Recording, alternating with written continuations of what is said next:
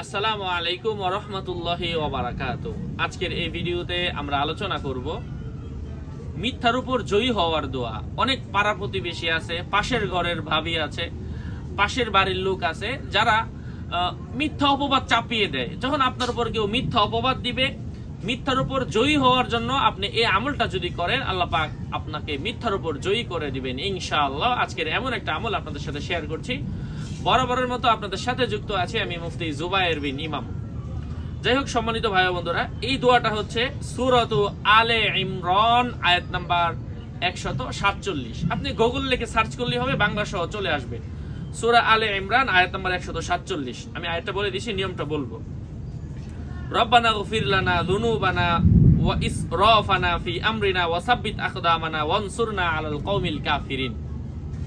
এই আমলটা করে প্রত্যেকদিন আপনি 100 বার পাঠ করেন, আপনি মিথ্যার উপর জয়ী হওয়া পর্যন্ত। একটু